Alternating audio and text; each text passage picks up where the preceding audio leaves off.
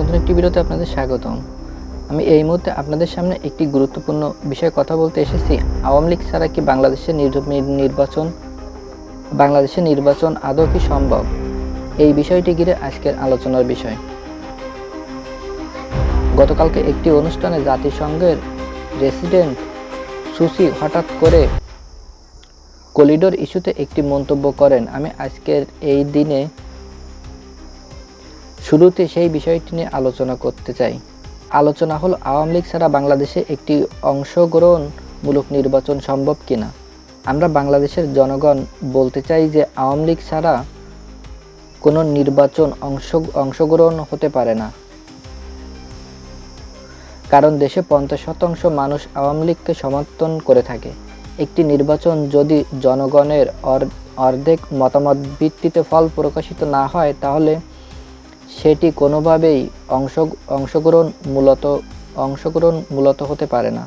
বর্তমানে আওয়ামী লীগ কার্যক্রম নিষেধ করা হয়েছে, এটা বাস্তব কথা, কিন্তু বাস্তবে এই কথাটাও যে আওয়ামী লীগের এই দেশের রাজনৈতিক একটি প্রাণের অংশ। গতকাল ন্যাশনাল প্রেস আয়োজিত একটি আলোচনা লুইস প্রশ্ন করে ওঠেন, আওয়ামী লীগের অনুপস্থিত থাকা নির্বাচন অংশগ্রহণমূলক হবে কিনা। জবাবে তিনি বলেন, অংশগ্রহণমূলক নির্বাচন মানে হলো সমাজের সব শ্রেণী পেশার মানুষ ভোট দিতে পারবে।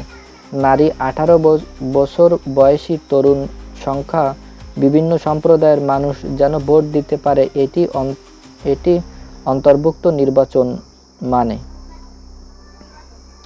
একজন সাংবাদিক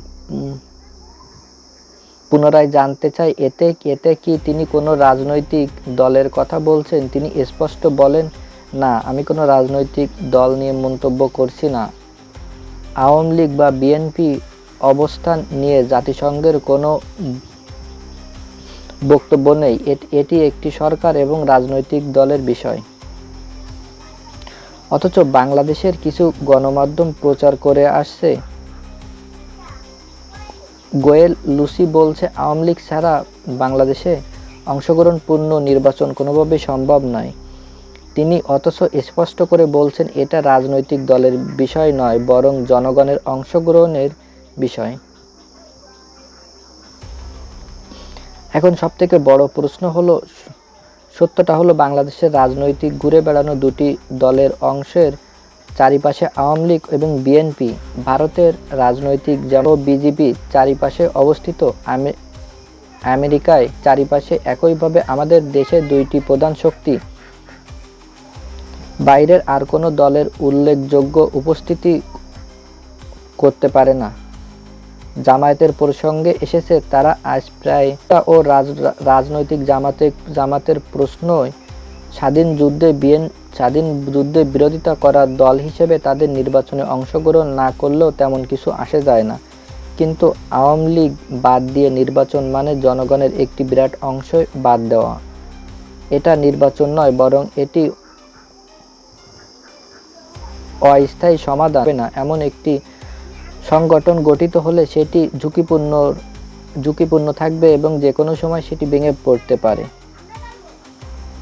গোয়েল লুসির বক্তব্য ভুলভাবে উপস্থিত করে বিব্রত ছড়ানো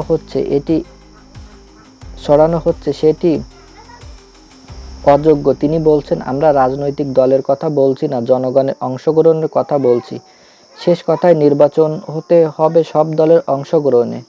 কোনো দলকে বাদ দিয়ে নির্বাচন করলে সেটি হবে জনগণের মতামত ভিত্তিকর। সবাই ভালো থাকবেন, সুস্থ থাকবেন। আমাদের ভিডিওটি নিয়মিত পেতে অবশ্যই আমাদের চ্যানেলটি সাবস্ক্রাইব করে পাশে থাকবেন। এত সময় আমাদের সাথে থাকার জন্য আপনাকে অসংখ্য ধন্যবাদ। দেখা হচ্ছে পরবর্তী আরেকটি ভিডিওতে। ততক্ষণ ভালো থাকুন, সুস্থ থাকুন।